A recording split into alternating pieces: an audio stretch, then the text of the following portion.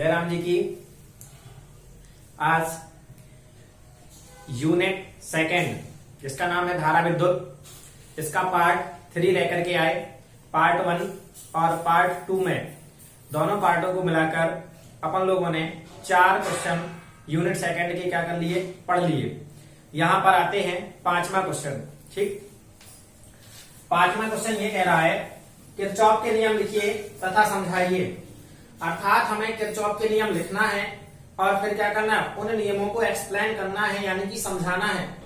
तो ध्यान से देखो, उत्तर लिखा अपन ने, किसी भी जटिल विद्युत परिपथ में, किसने, किसी भी जटिल विद्युत परिपथ में विभिन्न चालकों में, किनमें, विभिन्न चालकों में। अब ध्यान से, जिस भी बच्चे ने पहले और दूसरे पार्ट देखे हैं वो चालक समझ गए होंगे, परिपथ समझ गए होंगे, A to Z ये जो बातें यहाँ शब्द आ रहे हैं वो सब क्या कर गए होंगे, समझ गए होंगे। तो किसी भी जटिल विद्युत परिपथ में विभिन्न चालकों में धारा का वितरण। अब ये धारा का वितरण अर्थात देखो, समांतर क्रम संयोजन पढ़ाया था हमने, वहां पर धारा जा रही थी, 3 भागों में बट रही थी, वही कहलाता है वितरण। तो चालकों में धारा का वितरण ज्ञात करने के लिए 1842 में, कितने में, 1842 में वैज्ञानिक किरचॉफ, किसने, वैज्ञानिक किरचॉफ ने 2 नियमों का प्रतिपादन किया। कितने नियम दिए, 2 नियम।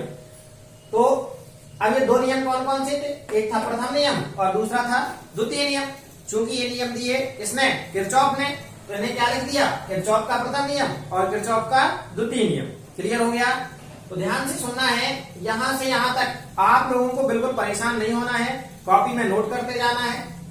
देखना, किरचॉफ का प्रथम नियम। अब हम क्या लिख रहे हैं, क्योंकि लास्ट में क्या लगा है, समझाइए। तो यहां अपन ने किरचॉफ का प्रथम नियम हेडिंग डाल दी ये।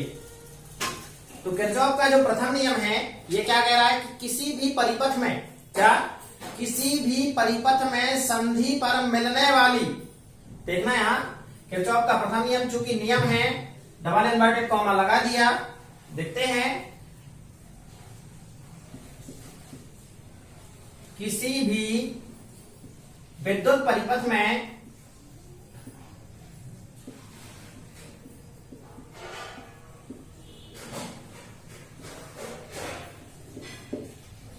किसी भी विद्युत परिपथ में प्रत्येक संधि, संधि मतलब होता है जहां पर मिल रहे हो, प्रत्येक संधि पर समस्त धाराओं का, किसका, प्रत्येक संधि पर समस्त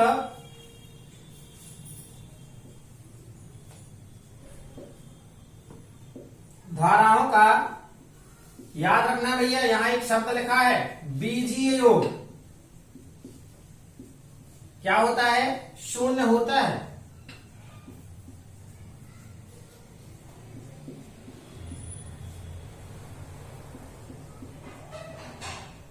ये हो गया किरचॉफ का प्रथम नियम।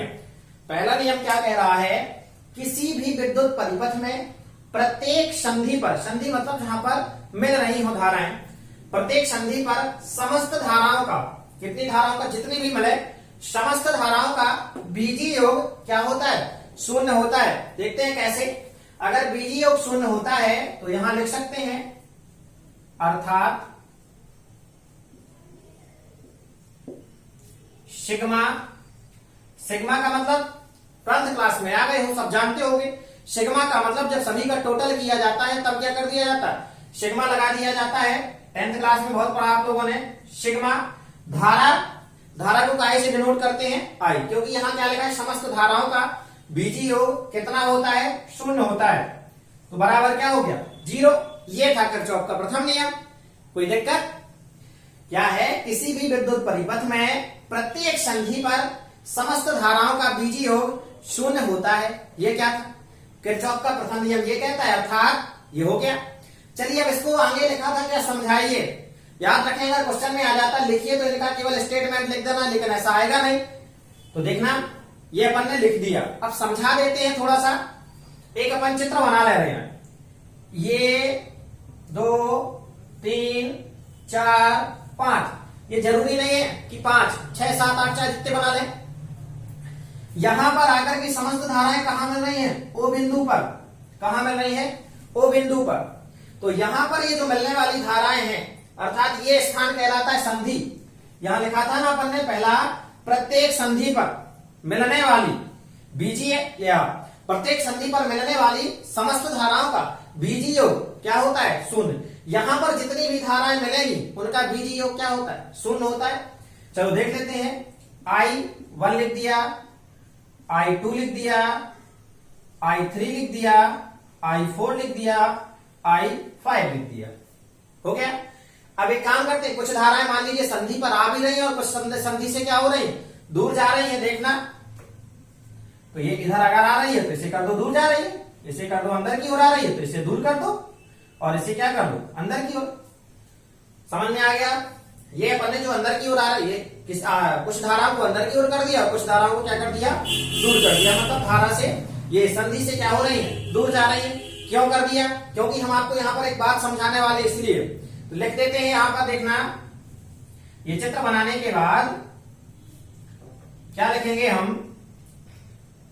संधि की ओर आने वाली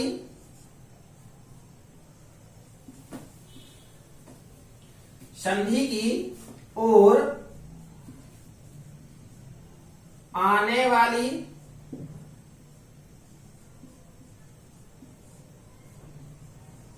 धाराएं, संधि की ओर आने वाली धाराएं धनात्मक कैसी होती हैं? धनात्मक।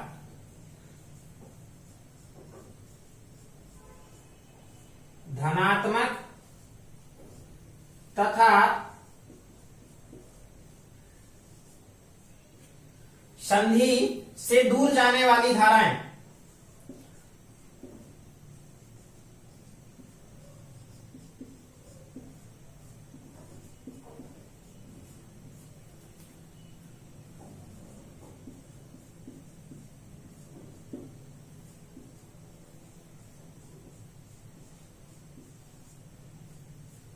देखो, यहां लिखा अपन ने संधि की ओर आने वाली धाराएं धनात्मक तथा संधि से दूर जाने वाली धाराएं ऋणात्मक होती हैं। कैसी होती हैं? ऋणात्मक। जो धाराएं संधि की पास आ रही हैं, कहां आ रही हैं? संधि की ओर आ रही हैं, वो कैसी रहती हैं? धनात्मक। और जो संधि से दूर जा रही हैं, वो कैसी होती हैं? ऋणात्मक। अर्थात देखना भैया, योग कह रहा था सिग्मा आई बराबर, ये I1 से लेकर के I5 तक लिख सकते हैं। अपन ने ये लिखा क्योंकि संधि पर मिलने का मतलब है आया होगा उसके बाद जाए। I1, I2, I3, I4 और I5, ये 5 ही बनाए। 6 बना लोगे तो I6 लिख देंगे। देखो, संधि की ओर कौन कौन आ रही है? ये I1 चली आ रही संधि की ओर, ये तो हमारी धनात्मक रहेगी। I2 क्या हो रही? संधि से दूर जा रही है। और अभी अभी क्या लिखा? संधि से दूर जाने वाली धारा ऋणात्मक, मतलब इसके पहले कौन सा चिन्ह हो जाएगा? ऋण का। फिर ये I3, ये संधि की ओर क्या कर रही है? जा रही है, तो इसके पहले कौन सा चिन्ह? प्लस का। आगे I4, ये संधि से क्या हो रही है? दूर जा रही है, तो यहां पर क्या हो जाएगा? माइनस। ये I5 संधि की ओर आ रही है, तो यहां पर क्या हो जाएगा? प्लस। बात समझ में आई? जो धाराएं संधि की ओर आ रही है, संधि की ओर आ रही है, हमने क्या लिखा? धनात्मक। और जो धाराएं संधि से दूर जा रही हैं, वहां पर कौन सा चिन्ह लगा दिया? ऋणात्मक। तो इनका टोटल तो लास्ट में क्या होगा? 0। तो सिग्मा आई बराबर क्या हो गया? 0। यही क्या है? किरचॉफ का प्रथम नियम है। समझ में आ गया किरचॉफ का प्रथम नियम? अब पढ़ते हैं किरचॉफ का द्वितीय नियम। अभी पढ़ा अपन ने पहला नियम, अब आ जाते हैं दूसरे नियम पर। तो दूसरा नियम क्या कहता है? देखना, थोड़ा सा पहले नियम की अपेक्षा दूसरा नियम कठिन है। डबल इन्वर्टेड कॉमा लगाएंगे तो दूसरा नियम ये कहता है, किसी भी बंद विद्युत परिपथ में, किसमें? बंद विद्युत, किसी भी बंद विद्युत परिपथ में, ठीक, किसी भी बंद विद्युत परिपथ में बहने वाली, क्या, किसी भी बंद विद्युत परिपथ में बहने वाली धाराओं, बहने वाली धाराओं तथा उनके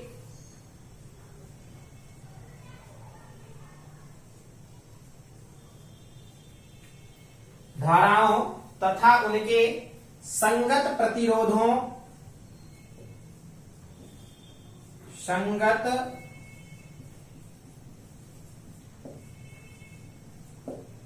प्रतिरोधों के गुणनफल,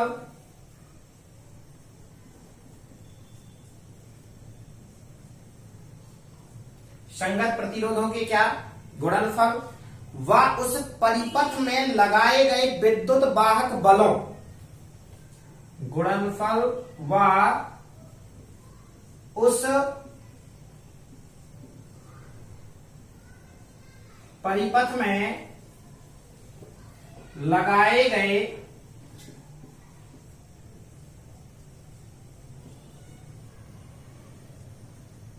विद्युत वाहक बलों का, विद्युत वाहक बलों का बीजी योग, वहां पर भी था बीजी योग पहले नियम में, विद्युत वाहक बलों का बीजी योग शून्य होता है।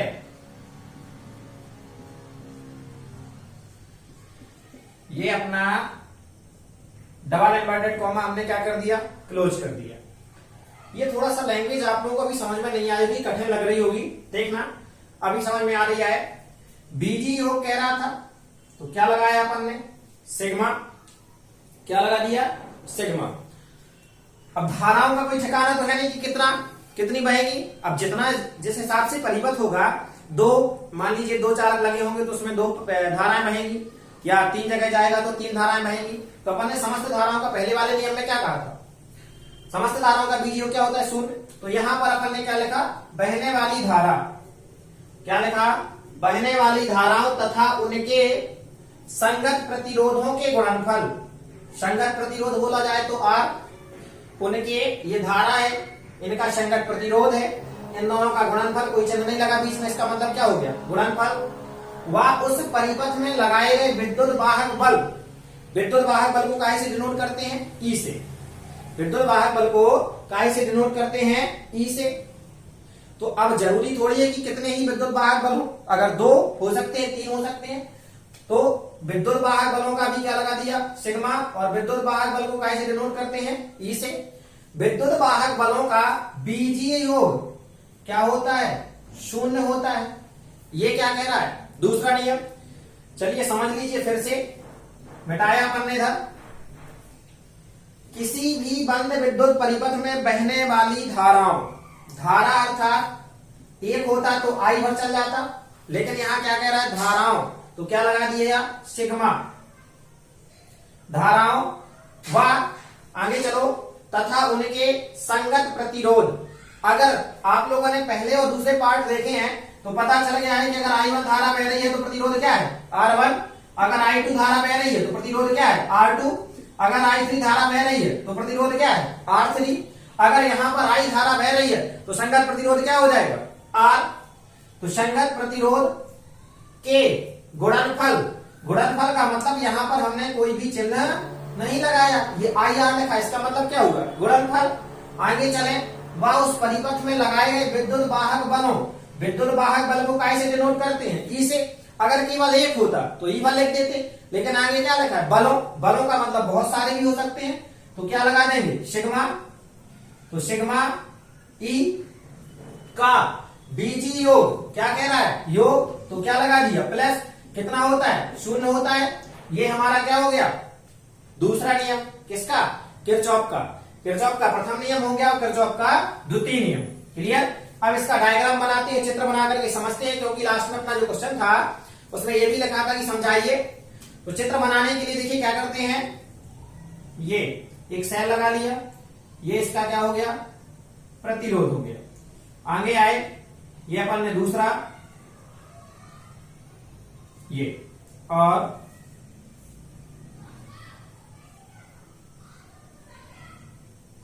ये इस तरीके से, चूंकि क्या क्या है नियम में, बंद विद्युत परिपथ, टोटल ये परिपथ क्या हो गया, बंद हो गया। ये जो है ये क्या है भैया अपना विद्युत वाहक बल, तो ये हो गया E1, और ये दूसरे नंबर पर है तो ये हो गया विद्युत वाहक बल E2। यहां संगत प्रतिरोध R1, ये R2, और ये हो जाएगा केवल R3 कर लो, R कर लो, इससे कोई दिक्कत नहीं। यहां पर प्लस, ये माइनस, प्लस माइनस हो गया।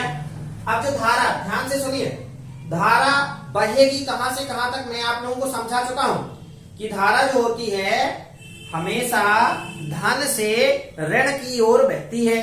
कहां से कहां की ओर बहती है, धन से ऋण की ओर। तो धनात्मक सिरा कहां है, ये, तो यहां से धारा बहनी प्रारंभ हो जाएगी। पहले और दूसरे पार्टों में आपको यही समझाया गया है, क्योंकि ये क्वेश्चन रिलेटेड है उससे। तो ये धारा यहां से बहनी प्रारंभ हुई, यहां आई, और यहां से जो धारा निकलेगी वो कहां जाएगी, वो भी इसी साइड।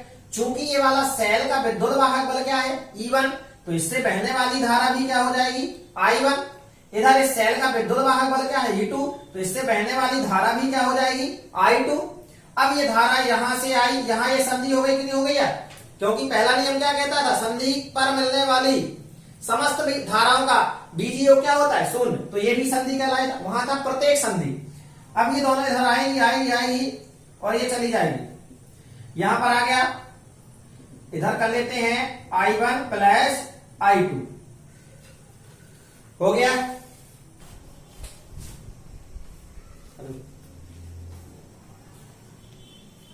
यहां तक अपना क्या हो गया, ये चित्र बनाया। अब देखो, ये सेल E1 से कौन सी धारा ली जा रही है, I1, और E2 से कौन सी धारा ली जा रही है, I2। यहां पर अपन एक बंद परिपथ बनाना था, A कर दिया, इधर क्या कर दिया, B, इधर C, इधर D, इधर E, और इधर A। समझ में आ गया। और यहां जो बाह्य परिपथ है इसका, यहां जो बह रहा है ये परिपथ क्या है, R। अब थोड़ा सा ध्यान दें, अगर अपन इनको R1 और R2 मान लेते हैं स्मॉल, तो कोई दिक्कत है क्या, क्यों, क्योंकि अपन में क्या करते हैं, आंतरिक प्रतिरोध लिखा करते हैं कि ये आंतरिक प्रतिरोध है, तो समझने में आसानी हो जाएगी। हालांकि उसमें भी अपना कोई गलत नहीं है, अपन ने जो R1 और R2 लिखा था, लेकिन ऐसे में आप आगे चल के अपन एक क्वेश्चन पढ़ेंगे उसमें आंतरिक प्रतिरोध वाला, जिसमें जाकर के अपन को क्या है इस चीज का यूज आएगा। तो देखें, मान रहे हैं किसी भी तरीके से, कोई दिक्कत नहीं है। तो हमारा ये हो गया, पूरा चित्र बन गया, समझ में आ गया। अब देखिए, सेल जैसा परिपथ बनाया है उसकी लैंग्वेज क्या लिखनी है। बहुत सारे बच्चे कंफ्यूज रहते हैं, सर लैंग्वेज क्या लिखनी है, लैंग्वेज क्या लिखनी है, हमसे नहीं आती है। तो जैसा जैसा हमने चित्र में किया है, दिखाई दे रहा है, वही वही लिख देना, वही हमारी क्या है भाषा। देखो, माना या मान नहीं मानना है, चलो चित्र में, हालांकि ये चीज यहां लिखी जानी चाहिए थी, इसके बाद लिखना है, बता दिया हो। चलो यही लिखे जा रहे हैं चित्र में।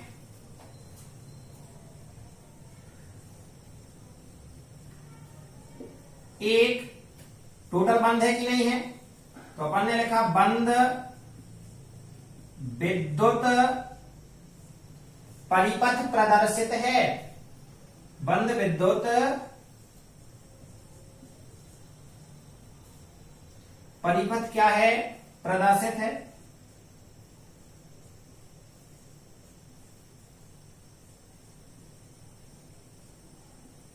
लीजिए, चित्र में क्या लिख दिया अपन ने, चित्र में एक बंद विद्युत परिपथ प्रदर्शित है जिसमें दो सेल लगे हैं। कौन कौन से, E1 और E2, जिसमें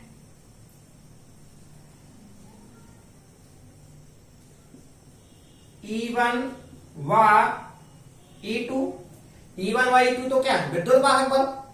E1 व E2 विद्युत वाहक बलों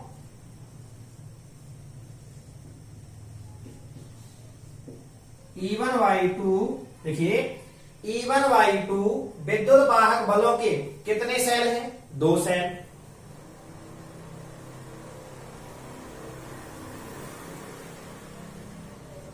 किस क्रम में जुड़े हैं, देखिए यहां पर समांतर क्रम। किस क्रम में जुड़े हैं, समांतर। सेकंड वाले पार्ट में पढ़ना प्रतिरोधों का समांतर क्रम संयोजन क्या है, पढ़ा, समझ में आ गया होगा। विद्युत वाहक बलों के दो सेट समांतर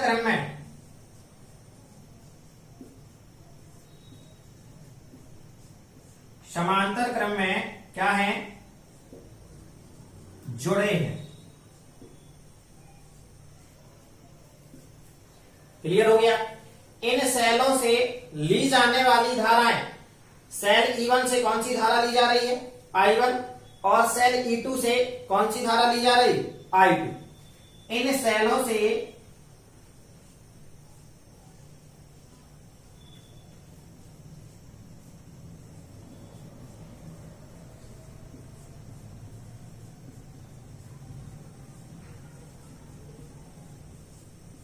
ली जाने वाली धाराएं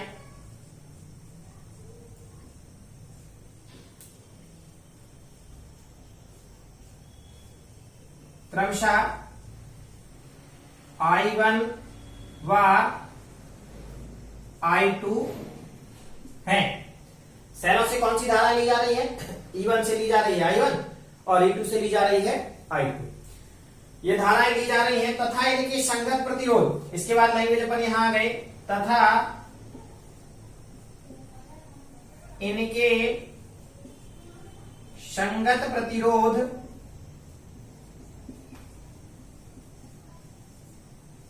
अब ध्यान से सुने, I1 का संगत प्रतिरोध क्या है, R1, और I2 का संगत प्रतिरोध क्या है, R2, तथा इनके संगत प्रतिरोध क्रमशः क्या है, R1 व R2 है, तथा इनके संगत प्रतिरोध अपन ने क्या मान लिए, R1 और R2। अब लास्ट वाला ये जो बचा है, ये ले गया, ये ले गया, ये ले गया, ये ले गया, सब ले गए, टोटल ये बचा है। परिपथ का बाह्य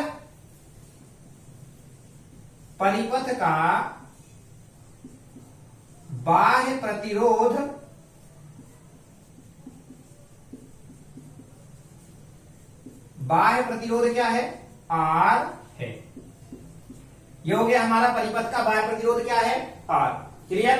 अगर ये बाह्य परिपथ है तो स्वाभाविक सी बात, ये दोनों कौन से प्रतिरोध होंगे, जो परिपथ का ये बाह्य प्रतिरोध है, और अगर ये बाह्य है तो ये स्वाभाविक सी बात, ये कौन से होंगे, आंतरिक। चाहो तो यहां पर संगत आंतरिक लिख सकते हो, क्या लिख सकते हो, आंतरिक प्रतिरोध।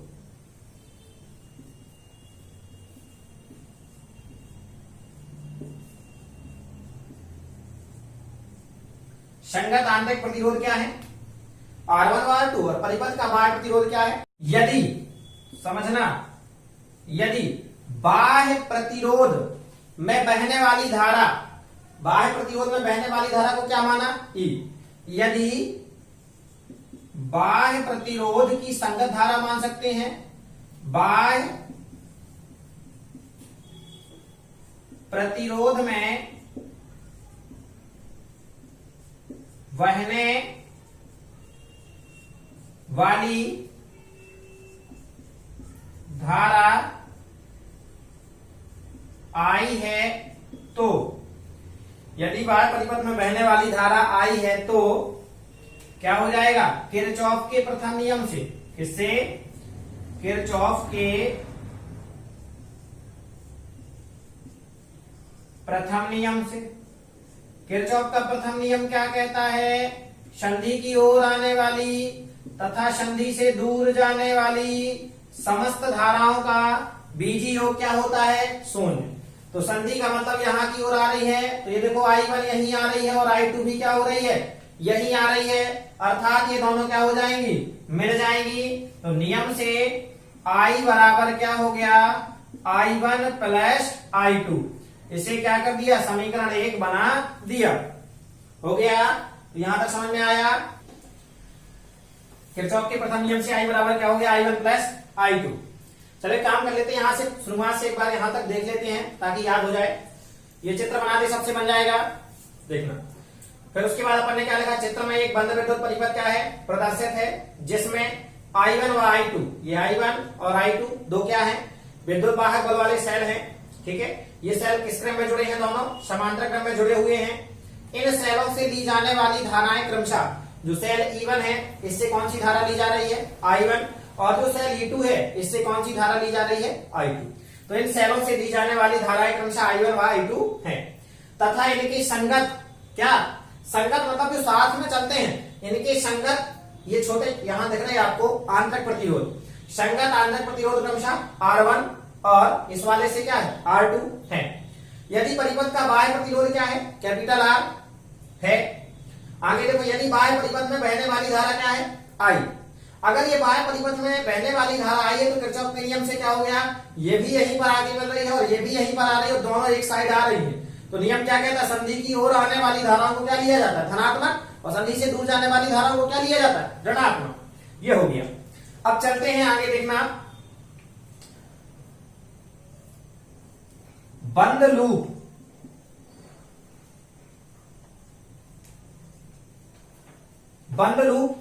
बंद लूप का तात्पर्य आपको जहां से लेना प्रारंभ किया वहीं तक आ जाना। यानी हम ऐसे प्रारंभ करते हैं A B C D और रिटर्न होकर के कहां तक आ गए? A तक। तब ये हो गया हमारा बंद लूप।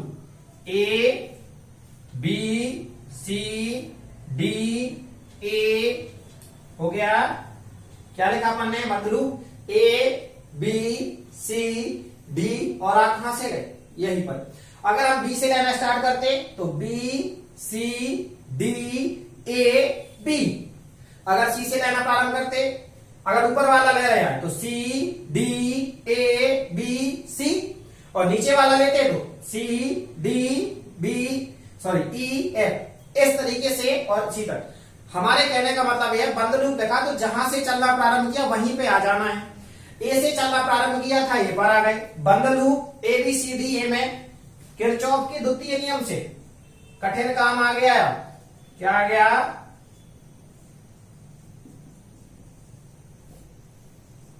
किरचॉफ के द्वितीय नियम से। किरचॉफ का दूसरा नियम क्या कहता है? किसी भी परिपथ में अर्थात बंद लूप में बहने वाली धाराओं व उनके संगत प्रतिरोधों का गुणनफल तथा उसके विद्युत वाहक बलों का बीजीय योग शून्य होता है। तो बंद लूप ले रहे हैं हम ABCD में, यहां से ABCD। तो धारा यहां पर क्या बह रही है? I1। समझना है अब, I1 और इसका संगत प्रतिरोध क्या है? R1। इन दोनों का गुणनफल लिख दिया। संगत प्रतिरोधों हो गया। फिर आगे आ जाओ, ये सिस्टम हो गया I1 R1। अब इसका जो विद्युत वाहक बल है वो क्या है? E1। परिपथ में बहने वाली धाराओं व उनके संगत प्रतिरोधों के गुणनफल व विद्युत वाहक बल का बीजीय योग। तो ये सिस्टम तो था यहां तक। इधर आ जाइए, धारा कौन सी है? I2। इस I2 का संगत प्रतिरोध क्या है? R2। तो ये क्या हो गया? R2। इन दोनों का गुणनफल अर्थात गुणा, और सेल क्या है अर्थात विद्युत वाहक बल क्या है? E2। तो ये E2। बात समझ में आ गई है? अब ध्यान से ये देखना है कि ये तो यहां की ओर आ रहा है और ये यहां से क्या हो रहा है? जा रहा है। एक ये वाला आ रहा है और ये यहां से जा रहा है, तो दोनों क्या कर रहे हैं? विपरीत हो रहे हैं। तो ये वाला हिस्सा हमारा काहे का हो जाएगा? माइनस का। आई समझ में कि नहीं? ये चूंकि विपरीत मिल रहा है, ये इस साइड आ रहा है और ये उसके उल्टा आ रहा है। अगर इसी साइड जाता तो प्लस लगा दिया जाता, और ये उसके विपरीत है अर्थात यहां पर क्या लगा दिया? माइनस। बराबर का 0। सॉल्व कर देते हैं। I1 R1 E1 minus I2 R2 minus E2 बराबर 0। इसे बना दिया समीकरण नंबर 2। समझ में आ गया?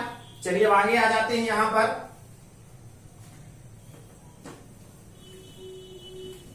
ये बंद लूप हमारा कहां था? ABCD में, ABCD में। अब हम स्टार्ट कर देते हैं कहां से? C D E F और C। बंद लूप C से स्टार्ट कर रहे। C डी, डी के बाद कहां गए ई, ई के बाद एफ और कहां पहुंच गए सी में। कौन सा नियम लगाएंगे? किरचॉफ का द्वितीय नियम।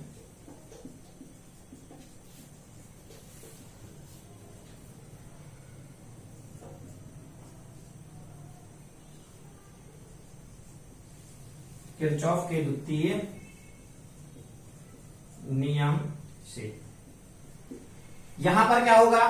धारा तो वही रहेगी। देखिए I2 और इसका संगत प्रतिरोध क्या है R2, इसका विद्युत वाहक बल क्या है E2। ये अब ये आ रहा है, ध्यान से देखना। इधर एक काम और कर लेते हैं। इसकी धारा क्या है I और इसका प्रतिरोध क्या है R। यहां विद्युत वाहक बल है क्या? नहीं, तो हो गया। अब ये इस ओर आ रहा है और ये भी इसी ओर जा रहा है, दोनों एक ही दिशा में जा रहे हैं, अर्थात ये दोनों क्या हो जाएंगे प्लस। ये तो नियम, यहां तक नियम लगा अपना कि धारा उसका संगत प्रतिरोध का गुणनफल व विद्युत वाहक बल का बीजीय योग। तो यहां तक तो नियम था। इधर आ गए तो धारा उसका संगत प्रतिरोध का गुणनफल हो गया का बीजीय योग, और आगे चल के विद्युत वाहक बल है नहीं तो नहीं लिखा, इनका बीजीय योग यहां तक हो गया। अब आगे देखो, ये इस ओर आ रही है इसी साइड और ये एक ही दिशा में है, जा रहे, तो यहां पर क्या लगा दिया प्लस।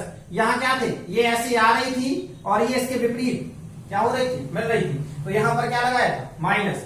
जब एक ही दिशा में जा रहे हैं तो प्लस और विपरीत दिशा में तो माइनस, बराबर क्या कर दिया 0।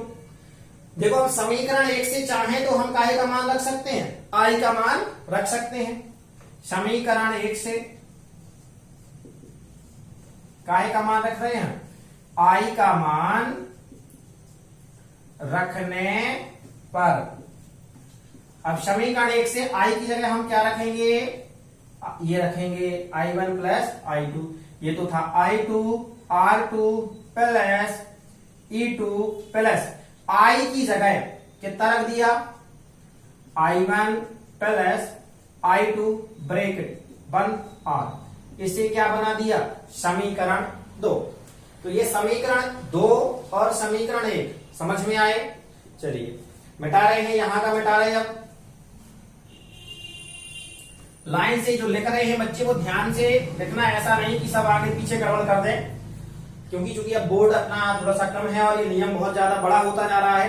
तो देखो यहां समीकरण 2 और 3 को हम क्या कर रहे हैं? जोड़े दे रहे हैं। समीकरण 2 व 3 को क्या करने पर? जोड़ने पर। तो ध्यान से देखें, अपन इतना तो जान गए हैं कि बाएं पक्ष से बायां पक्ष जुड़ता है और दाएं पक्ष से दायां। तो समीकरण 2 का पहले बायां पक्ष हम क्या करेंगे? लिख देंगे।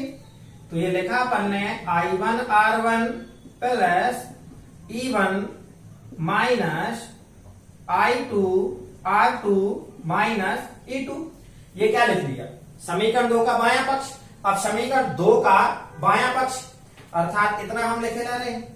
तो लिखा अपन ने I2 R2 E2 plus I1 I2 bracket R बराबर। ध्यान से देखो, इधर का दायां पक्ष 0 और इसका दायां पक्ष 0। ये पहला स्टेप, ये दूसरा। क्या किया अपन ने? जोड़ना। तो बीच में क्या लगा दिया? प्लस। यहां क्या लगा दिया? प्लस। अब ब्रैकेट सॉल्व कर देते हैं अपन। तो बिल्कुल कुछ नहीं करना है, सीधा सीधा ये हो गया। आगे समझ में लो। अब हम क्या करें? I1 R1 यहां काहे का है? प्लस का। क्या यहां कहीं माइनस का है?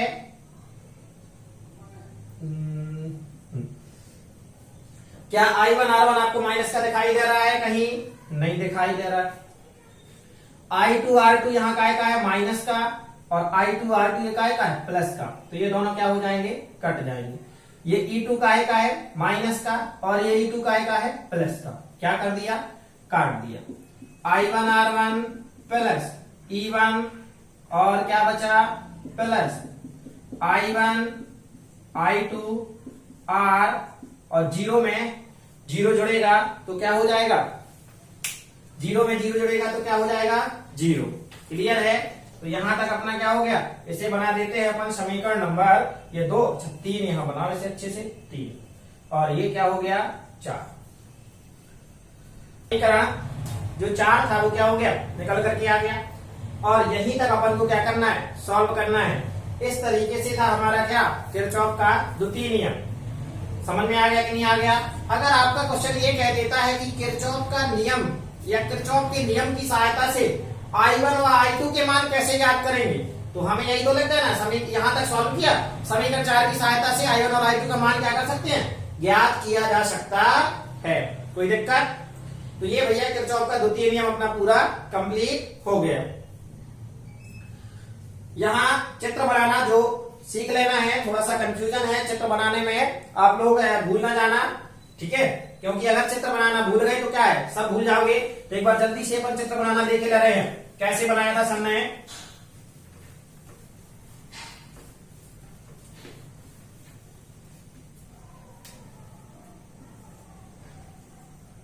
ये बंद कर दो इसे, ये A B C D E F बन गया। यहां समांतर क्रम में 2 सेल ले लो, ये ले लिए। यहां पर 3 प्रतिरोध,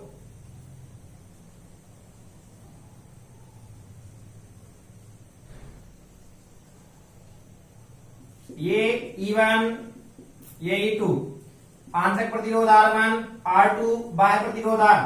धारा धन से कहां की ओर बहती है, ऋण की ओर। धारा ये वही I1 से कौन सी धारा ली जा रही है, सॉरी E1 से कौन सी धारा ली जा रही है, I1, और E2 से कौन सी धारा ली जा रही है, I2। यहां पर धारा, अगर इसमें बहने वाली धारा I है, दोनों आकर के मिल रही हैं, अर्थात I1 प्लस I2। समझ में आ गया? ये था चित्र। अगर आपसे चित्र बनाते बन गया तो फिर कोई भी दिक्कत नहीं। तो इस तरीके से आपसे क्या हो जाएगा, ये बन जाएगा। चलिए अपना क्वेश्चन नंबर ये 5वां अब कंप्लीट हो गया। क्वेश्चन नंबर 5 अभी अपन ने पढ़ा था किरचॉफ के द्वितीय नियम, पहला नियम और दूसरा नियम, दोनों नियम अपन ने क्या कर लिए, पढ़ लिए। अब आ जाते हैं क्वेश्चन नंबर 6वां, सिंपल क्वेश्चन, बिल्कुल आसान। इस क्वेश्चन से सरल कोई क्वेश्चन शायद ही हो आपके चैप्टर में, उनके नियम को छोड़कर। विभव मापी तथा वोल्टमीटर में अंतर लिखना है। तो यहां देखो अपन ने लिखा विभव मापी तथा वोल्टमीटर में अंतर निम्नलिखित है। नंबर 1, यह शून्य विक्षेप विधि पर आधारित है। जो विभव मापी है ये किस विधि पर आधारित है, तो यह शून्य विक्षेप विधि पर आधारित है। और जो वोल्टमीटर है ये केवल विक्षेप विधि पर आधारित है। किस पर आधारित है, विक्षेप विधि पर। समझ में आ गया? पहला वाला अंतर क्या है, ये जो विभव मापी है ये शून्य विक्षेप विधि पर आधारित है, और जो वोल्टमीटर है ये विक्षेप विधि पर आधारित है। दूसरा अंतर, विभव मापी द्वारा या जो विभव मापी होता है इसकी सुग्राहिता जो होती है वो बहुत अधिक होती है। क्या होती है, बहुत अधिक होती है। और अपेक्षाकृत जो वोल्टमीटर होता है इसकी अपेक्षा इसकी सुग्राहिता क्या होती है, कम होती है। अर्थात हम लिख सकते हैं कि इसकी सुग्राहिता क्या होती है, कम होती है। आगे, विभव मापी जो है इसमें संतुलन की स्थिति में, किसकी स्थिति में, संतुलन की स्थिति में कोई धारा नहीं बहती है। अगर विभव मापी हमारा संतुलन अवस्था में है तो इसमें कोई भी धारा क्या है, नहीं बहती है। लेकिन जो वोल्टमीटर है चाहे संतुलन अवस्था में हो, चाहे प्रारंभिक में, चाहे जिसमें, इसमें हमेशा धारा क्या होती रहती है, बहती रहती है। और वो धारा कैसी रहती है, निश्चित रहती है। अर्थात वोल्टमीटर में धारा सदैव क्या होती है, बहती रहती है। इधर आ जाइए विभव मापी में। विभव मापी द्वारा जो नापा गया विभवांतर होता है, क्या होता है, विभवांतर। विभवांतर को क्या कहते हैं, विद्युत वाहक बल। विभव मापी द्वारा जो नापा गया विद्युत वाहक बल या विभवांतर होता है ये पूर्ण क्या होता है, शुद्ध होता है। और यहां पर जो वोल्टमीटर द्वारा मापा गया विद्युत वाहक बल या विभवांतर होता है ये पूर्ण रूप से शुद्ध नहीं होता है। क्लियर हो गया? तो ये थे 4 अंतर। अब इनमें से देखने वाली बात ये है, लिख लेना आप लोग, बिल्कुल सरल है। विकल्प यहां से बहुत सारे बन सकते हैं। नंबर 1, निम्नलिखित में से विक्षेप विधि पर आधारित है। निम्नलिखित में से विक्षेप विधि पर आधारित है। पहला ऑप्शन है आपके सामने, वोल्टमीटर, विभव मापी, अमीटर, इनमें से कोई नहीं। आप क्या लगा दोगे, क्वेश्चन पढ़ना, विक्षेप या शून्य विक्षेप। अगर विक्षेप पूछा तो लगा देना वोल्टमीटर, और अगर शून्य विक्षेप बोल दे तो क्या लगा देना, विभव मापी। समझ में आ गया? दूसरा क्वेश्चन, निम्न में से किसकी सुग्राहिता अधिक होती है, और ये दोनों ऑप्शन दिए जाए। और लास्ट में अब मीटर, उसके बाद आगे चले तो क्या है, इनमें से कोई नहीं, तो क्या लगा दोगे, अब अधिक किसकी होती है, विभवमापी की। आगे संतुलन की अवस्था में विभवमापी से धारा प्रवाहित या धारा प्राप्त की जा सकती है या धारा बहती है, तो संतुलन की अवस्था में विभवमापी में जो धारा होती है वो बिल्कुल भी प्रवाहित नहीं होती है। अर्थात ये जो बनने वाला विकल्प है, किस स्थिति में विभवमापी से बहने वाली धारा शून्य होती है, तब आप लोग क्या बताओगे, संतुलन की स्थिति में। अर्थात दूसरा और इसी से, संतुलन की अवस्था में विभवमापी से बहने वाली धारा का मान कितना होता है, तो संतुलन की अवस्था में विभवमापी में जो बहने वाली धारा है, कोई धारा ही नहीं बहती है, तो धारा का मान क्या हो जाएगा, शून्य हो जाएगा। तो यहां से आगे चले, इधर आ जाइए, किसके द्वारा नापा गया विद्युत वाहक बल या विभवांतर पूर्ण तरीके से क्या होता है, शुद्ध होता है, तो वो क्या है, विभवमापी। और इसमें थोड़ा बहुत क्या होता है, गलती की गुंजाइश हो सकती है। तो जो विकल्प बनेगा, एक ये बनेगा आपका शून्य विक्षेप विधि या विक्षेप विधि वाला, क्लियर हो गया, 1, 2, तीसरा सुग्राहिता वाला 3, चौथा संतुलन की अवस्था वाला 4 और ये 5। इसके बाद कोई भी विकल्प नहीं बनने वाले। तो ये अपना क्वेश्चन नंबर क्या हो गया, 6वां। अब इसके बाद कल पढ़ेंगे अपन पार्ट नंबर, ये था कौन सा अपना 3, और अब अपन पढ़ेंगे कल पार्ट नंबर 4, जिसमें हम बहुत इंपॉर्टेंट क्वेश्चन है जिसका नाम है व्हीटस्टोन सेतु के बारे में आप लोगों ने सुना होगा। ये पार्ट नंबर 4 में पढ़ेंगे, धारा विद्युत का ही पार्ट, व्हीटस्टोन सेतु। तो इतना जब तक आप पार्ट 1, पार्ट 2 और पार्ट 3 ये कंप्लीट कीजिए, पढ़ते रहे, मुस्कुराते रहे। मिलते हैं अगली वीडियो में, किसके साथ, व्हीटस्टोन सेतु के साथ। जयराम जी की।